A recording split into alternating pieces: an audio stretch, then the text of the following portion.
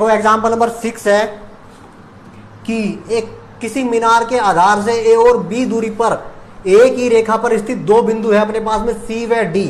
इनसे अपन देखते हैं मीनार के शिखर को, तो उसके उन्नयन कोण एक दूसरे के पूरक हैं। तो सिद्ध कीजिए कि मीनार की जो ऊंचाई है वो क्या है, रूट ए और बी। देखो ये मान लो अपने पास में कोई मीनार है और इससे दो बिंदु है अपने पास में एक ही ओर। ये हो गया अपने पास में मान लो सी बिंदु और यहां पे मान लो ये है अपने पास में डी बिंदु। ठीक है, ठीक। तो इसको अपन सी डी हो गया, इसको दे दो ए और इसको दे दो कैपिटल बी। तो क्या कह रहा है कि एक तो बिंदु है ए दूरी के ऊपर और दूसरा क्या है बी दूरी के ऊपर। तो मान लो ये तो अपन ने मान लिया ए दूरी के ऊपर और ये क्या हो गया अपना बी दूरी के ऊपर। ठीक है, और फिर क्या कह रहा है कि जो उन्नयन कोण है वो एक दूसरे के पूरक हैं। तो मान लो ये अपन ने थीटा मान लिया, तो पूरक क्या होता है भाई 90 माइनस थीटा। तो ये क्या हो जाएगा 90 माइनस थीटा। एक दूसरे के पूरक मतलब दोनों का योग क्या आना चाहिए 90। तो ये थीटा हो गया, तो फिर ये कितना आएगा 90 में से थीटा घटा। तो मान लो ये 45 का था, तो फिर ये कितने का था 45 का। पूरक तभी तो होंगे, दोनों कोणों का योग क्या होना चाहिए 90 होना चाहिए। तो ये ऐसे हो जाएगा। अब देखो इसका सॉल्यूशन क्या आएगा। मीनार की जो ऊंचाई है उसको मान सकते हैं अपन h, इसको अपन ने मान लिया h मीटर। ठीक, देखो सॉल्यूशन इजी है, क्वेश्चन इंपॉर्टेंट भी है। अब आने अगली परीक्षा में जब भी तो देखो माना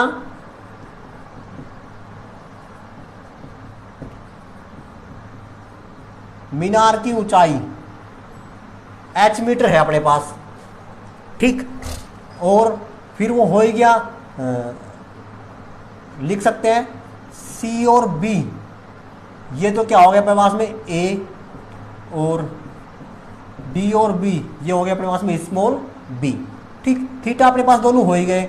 देखो त्रिभुज सी बी और a से, ये वाला त्रिभुज सी बी और a बड़ा वाला त्रिभुज क्या आएगा tan थीटा ही आएगा।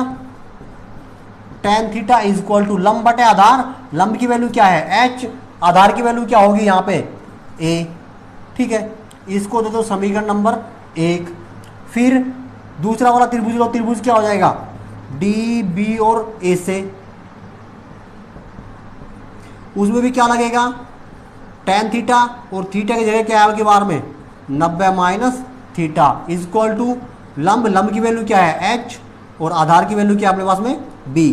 tan 90 माइनस थीटा क्या होता है पिछली यूनिट में पढ़ा था अपन ने, जो 7th यूनिट पढ़ाई थी अपन ने। तो क्या होगा ये cot theta is equal to h upon b। इसको दे दो समीकरण नंबर 2। अब क्या करना है देखो, समीकरण 1 व 2 को गुणा करने पर ठीक क्या आएगा इधर। तो भाई ये थीटा वाला इस साइड हो जाएगा, ये एक साइड गुणा हो जाएगा। तो क्या आ जाएगा tan थीटा गुणा cot theta is equal to h बटे a गुणा h बटे b। तो देखो यहां क्या आ जाएगा tan थीटा गुणा कोट थीटा की वैल्यू क्या होती है 1 बटे tan थीटा। tan से tan क्या हो जाएगा कैंसिल, इसको गुणा करेंगे तो ऊपर तो क्या आ जाएगा h स्क्वायर, नीचे क्या आ जाएगा a और b। ठीक है, अब इधर तो क्या बच गया 1, तो ये बच गया 1 is equal to h square upon A B को इधर भेज दो, उधर क्या बच जाएगा h स्क्वायर। सॉल्यूशन क्या आएगा h square is equal to a और b। ठीक है, यहां h की वैल्यू निकालेंगे तो इनका क्या हो जाएगा रूट a और b, और ये क्या जाएगा प्लस माइनस। अब देखो मीनार की ऊंचाई की बात कर रहा है, तो ऊंचाई कभी माइनस में होती नहीं है, तो फिर अपन इसको किसका काउंट करेंगे सिर्फ प्लस का। और ये क्या आ गया अपने पास में h की वैल्यू आ गई, मीनार की ऊंचाई आ गई कितनी रूट ए बी। और यही क्या करवा रहा था सिद्ध करवा रहा था, तो यहाँ पे लिख सकते हो हैंस प्रूव्ड। ठीक है, इजी है।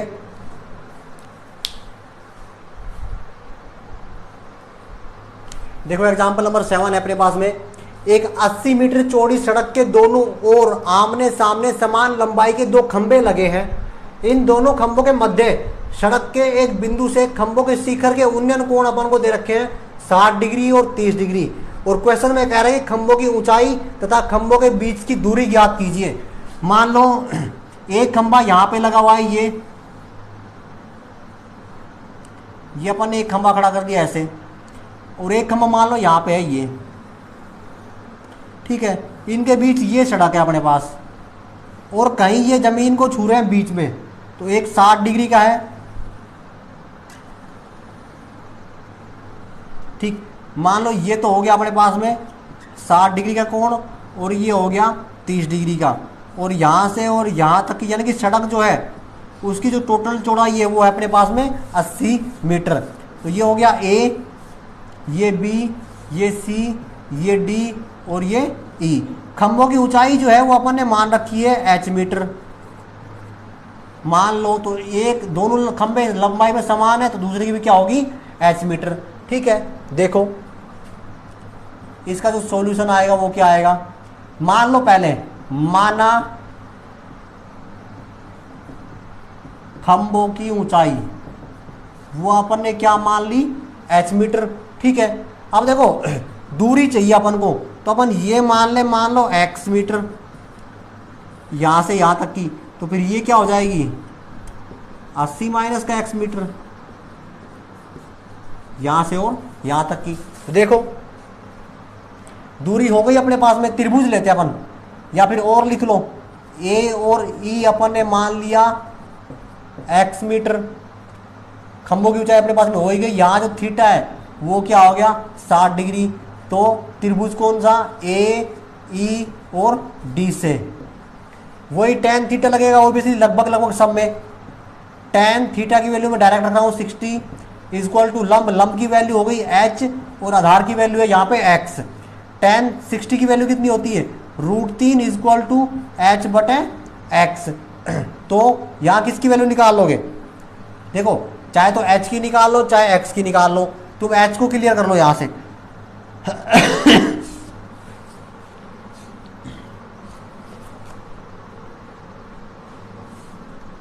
तो इन दोनों में h की वैल्यू निकालो। देखो तो h की वैल्यू क्या आ जाएगी h equal to √3x metre.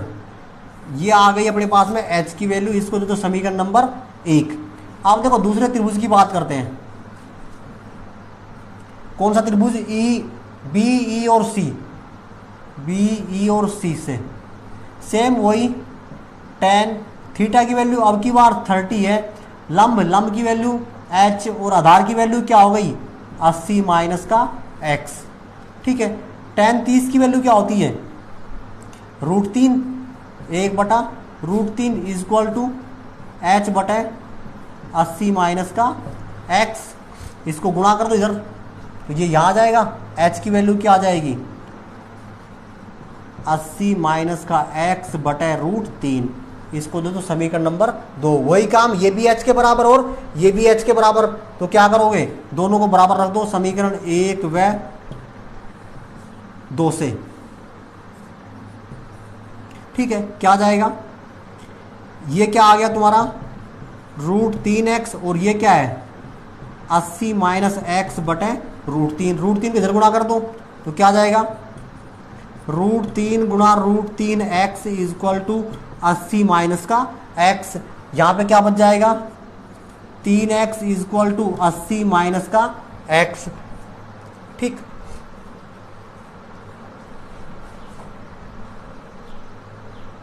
गड़बड़ की है इस क्वेश्चन में, कहाँ कर दी देखो दोबारा देखते हैं।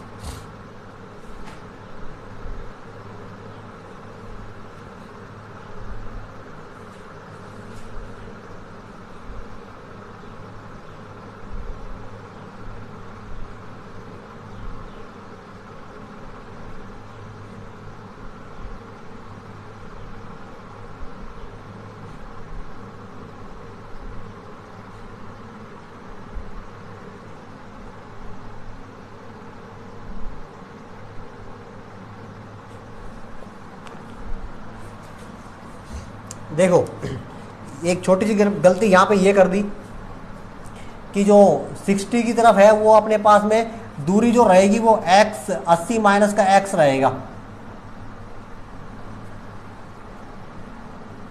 देखो ये जो दूरियां मान रहे हैं ना अपन, ये वाली, तो ये अपन ने x मानी है, ये x इधर रहेगा और ये हो जाएगी अपनी 80 माइनस का x, क्योंकि ये जो थीटा है ये कम दूरी के ऊपर बनेगा और वो क्या होगा, ज्यादा दूरी के ऊपर बनेगा।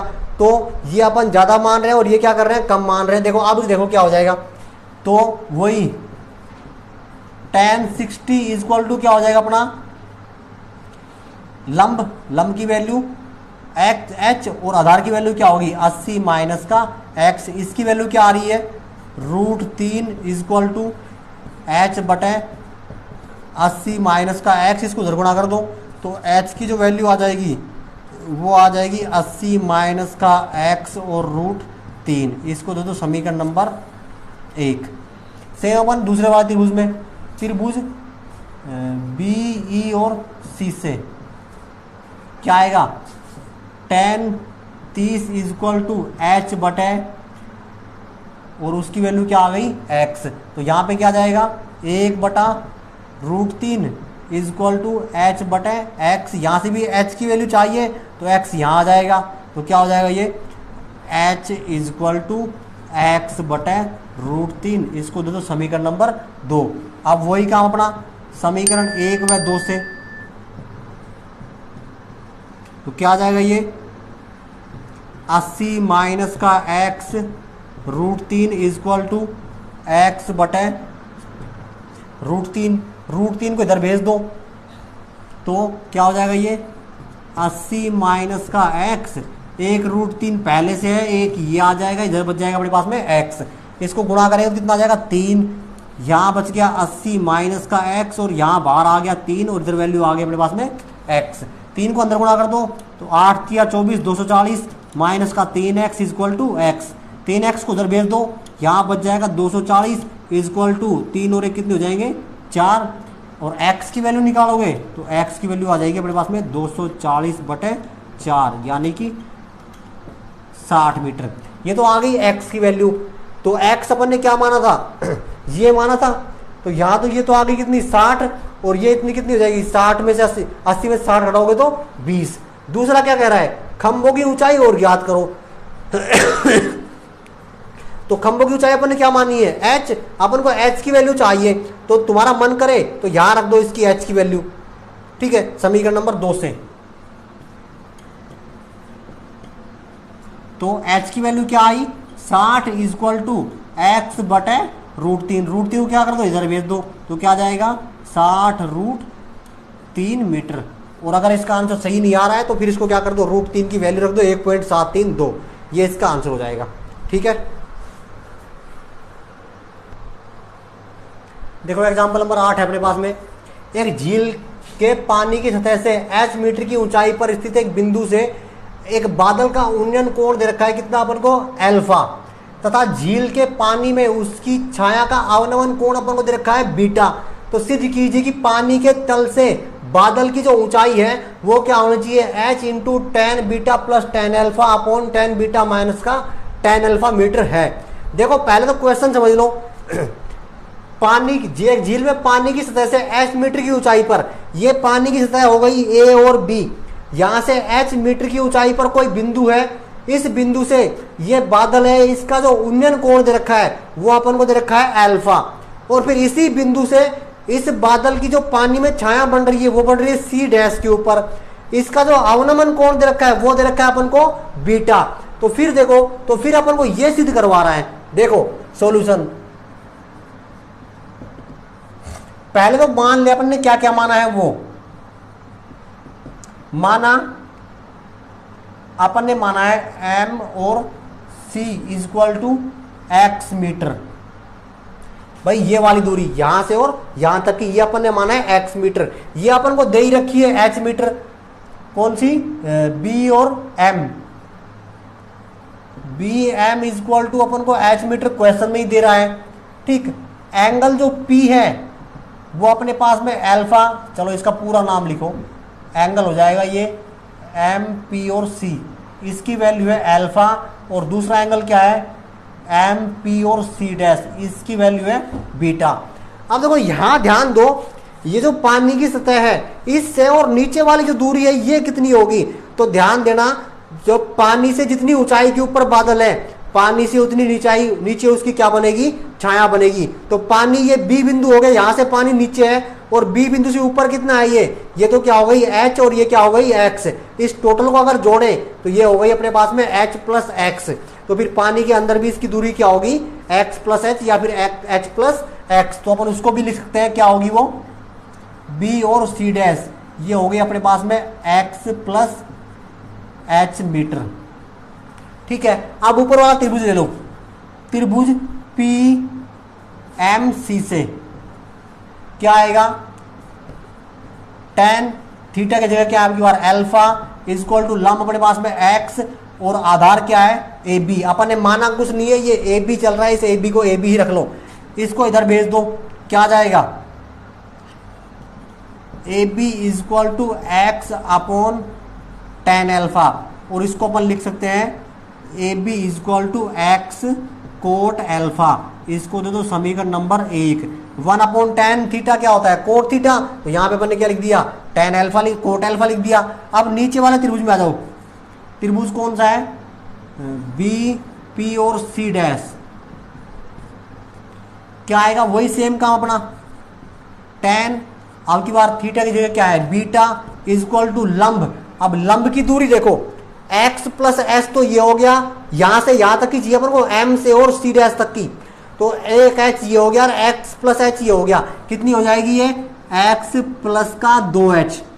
ठीक है, तो ऊपर तो आ जाएगा अपने पास में x प्लस का 2h और उसका आधार भी क्या होगा ए बी। इसको इधर ले आओ, इसको इधर लिख दो, तो क्या आ जाएगा ये A B is equal to x plus का 2h और इसको अपन लिख सकते हैं कोट बीटा। इसको दे दो समीकरण नंबर 2।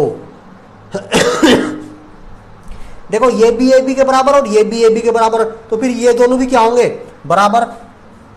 समीकरण 1 व 2 से क्या लिख सकते हैं, क्या जाएगा x cot alpha is equal to x plus का 2h इंटू कोट बीटा। ठीक है, इस कोट बीटा को अंदर गुणा करके देखो, x cot alpha is equal to x cot beta और प्लस का 2h कोट बीटा। इस x कोट बीटा को इधर ले आओ, तो किसका हो जाएगा ये माइनस का, x कोट अल्फा माइनस का x cot beta is equal to 2h और कोट बीटा। यहां से देखो कॉमन क्या आ रहा है, x कॉमन आ रहा है, x कॉमन निकाल दो, यहां क्या बच जाएगा कोट अल्फा माइनस का cot beta is equal to 2h और कोट बीटा। इसको भाग में भेज दो, तो यहां क्या बच जाएगा x is equal to 2h cot beta बटे कोट अल्फा माइनस का कोट बीटा। ये तो अपने पास में वैल्यू आ गई x की, किसकी, इस x की। और क्या कह रहा है ये कि ज्ञात सिद्ध करना है अपन को पानी के तल से बादल की ऊंचाई, पानी के तल यानी कि b से c तक की ऊंचाई चाहिए अपन को। और ये वैल्यू किसकी आई है x की, इसकी वैल्यू आई है सिर्फ x की। अपन को क्या चाहिए h और जोड़ना है इसमें, तो इसमें क्या कर दो h और जोड़ दो। देखो अगर इसको चेंज करें अपन tan में, तो इसको tan में चेंज कर दो, देखो क्या आ जाएगा यहाँ पे, यहीं पे tan में चेंज कर दो क्योंकि अपन को सॉल्यूशन tan में लेके आना है। देखो अपन को ये सारा tan में चाहिए ना, तो इसको अपन लिख सकते हैं x is equal to 1 upon tan alpha minus का 1 अपॉन tan बीटा, और इसको अपन लिख सकते हैं 2h अपॉन tan बीटा। ठीक है, यहां से एलसीएम लो, तो x इज इक्वल टू यहां आ जाएगा ऊपर तो tan बीटा और यहां आ जाएगा tan अल्फा। ये तो सॉल्यूशन कर सकते हो ना, छठी यूनिट में बहुत किया अपन ने ये कि जिसके नीचे जो है वो छोड़ दो, जो बच गया उसको क्या कर दो ऊपर गुणा कर दो। यहां पे आ गया 2h बटे tan बीटा। ठीक है, इतना हो गया। अब अपन को क्या करना है, इसको उठा के उधर ले जाओ, तो जो भाग में है वो गुणा में चल जाएगा, तो x is equal to 2h यहाँ आ जाएगा tan alpha into tan beta और बटे वहाँ पे पहले से tan बीटा तो है और ये जाएगा भाग में tan बीटा माइनस का tan अल्फा। देखो tan बीटा से tan बीटा क्या हो जाएगा, कैंसिल। तो x की जो वैल्यू आ गई वो अपने पास में आ गई 2h tan अल्फा बटे tan बीटा माइनस का tan अल्फा। और अपन को क्या सिद्ध करना है अब यहाँ से कि अपन को चाहिए वैल्यू किसकी, x प्लस एच की। ये वैल्यू चाहिए ना यहाँ से और यहाँ तक की, तो ये तो x की वैल्यू आ गई ये, तो इसमें h क्या कर दो, h और जोड़ दो। तो देखो क्या आएगा, x प्लस का h, तो यहाँ पे 2h प्लस का tan अल्फा और बटे tan बीटा माइनस का tan अल्फा और प्लस में क्या करना है अपन को, इसमें h जोड़ना है। तो देखो अब क्या आएगा, यहाँ पे अपन को सॉल्यूशन ये निकालना है, ठीक है। तो इसको अगर करें अपन तो यहाँ से एलसीएम क्या लेंगे अपन, tan बीटा माइनस का tan अल्फा आएगा, ठीक ठीक। तो वही एलसीएम लो एक बार क्या आता है। देखो यहाँ मैं थोड़ा सा इसको साफ कर रहा हूँ इधर से,